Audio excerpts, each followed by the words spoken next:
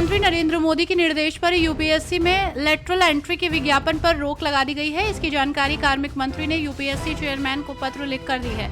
ऐसे में अब केंद्र सरकार द्वारा लेटरल एंट्री के इस विज्ञापन पर रोक लगाने पर कांग्रेस ने प्रधानमंत्री मोदी पर जमकर हमला बोला। कांग्रेस नेता सुप्रिया श्रीनेत ने कहा कि सरकार को ये फैसला बदलना पड़ा और इसका सीधा श्रेय मैं राहुल गांधी और विपक्ष के नेताओं को देना चाहूंगी। कांग्रेस नेता सचिन पायलट ने उदयपुर हिंसा की घटना पर कहा कि हिंसा किसी बात का जवाब नहीं है। सबको शांति बनाए रखनी चाहिए। कानून व्यवस्था और लोगों की सुरक्षा पहली प्राथमिकता होनी चाहिए। जो घटनाक्रम सामने आया है वो दुर्भाग्यपूर्ण है। सरकार को कानून व्यवस्था को प्राथमिकता देनी पड़ेगी। पीड़ित परिवार को उचित और तुरंत प्रभाव से मुआवजा देना चाहिए। कोलकाता कांड को लेकर बीजेपी नेता शुवेंदु अधिकारी ने कहा कि सुप्रीम कोर्ट ने बहुत सोच कर निर्देश जारी किया है। 14 अगस्त को टीएमसी द्वारा साक्ष्यों से छेड़छाड़ करने की कोशिश और प्रदर्शनकारियों पर हमला करने वालों पर भी कार्रवाई होनी चाहिए। टीएमसी, पश्चिम बंगाल सरकार और पुलिस की मिलीभगत से पहले दिन से जिस तरीके का रवैया अपनाया गया, इस पर भी कार्रवाई होनी चाहिए।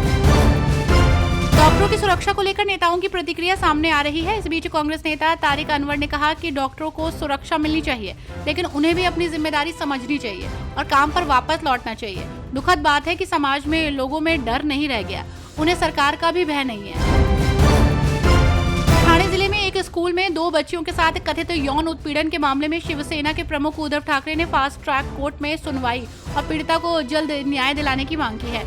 इस मामले में उद्धव ठाकरे ने महायुति गठबंधन पर निशाना साधते हुए कहा कि एक तरफ सरकार राज्य में महिलाओं के लिए मुख्यमंत्री लाडली बहन योजना चला रही है, तो वहीं दूसरी तरफ बेटियां और बहनें सुरक्षित नहीं हैं।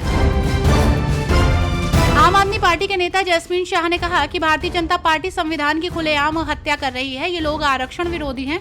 जब इनकी चोरी पकड़ी जाती है तो ये माफी मांग लेते हैं या भर्ती निरस्त कर देते हैं, लेकिन अफसोस इनकी मानसिकता में बदलाव नहीं आ रहा। महाराष्ट्र के बदलापुर के एक स्कूल में बच्ची के साथ कथित यौन उत्पीड़न मामले पर महाराष्ट्र के मंत्री गिरीश महाजन ने कहा कि पिछले 5-6 घंटों से यहाँ विरोध प्रदर्शन चल रहा है। लोग रेलवे ट्रैक पर बैठे हैं। ये स्वाभाविक है क्योंकि ये ऐसी घटना है जिसका कोई समर्थन नहीं करेगा। ये बेहद शर्मनाक घटना है। बीजेपी नेता दिनेश शर्मा ने कांग्रेस पर निशाना साधा। दिनेश शर्मा ने कहा कि विपक्ष के पास कोई मुद्दा नहीं, क्योंकि सुप्रीम कोर्ट का निर्णय जब आरक्षण के संबंध में आया तो सरकार ने बिल्कुल स्पष्ट कर दिया कि जो बाबा साहब भीमराव अंबेडकर के द्वारा संवैधानिक व्यवस्था की गई है उसके अनुसार वो काम करेंगे। कोलकाता के आरजीकर मेडिकल कॉलेज की घटना को भाजपा के प्रवक्ता अजय आलोक ने बंगाल सरकार द्वारा प्रायोजित संरक्षित घटना बताया है। उन्होंने कहा कि इसमें सुप्रीम कोर्ट को जल्द ही कोई ठोस निर्णय लेना होगा। साथ ही उन्होंने बदलापुर की घटना पर एसआईटी से उम्मीद की है कि दोषियों को जल्द से जल्द सजा दिलाएं।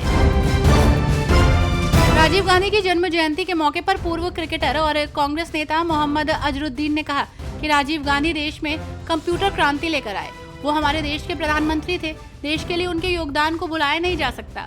उनका स्टैचू लगाना ही चाहिए।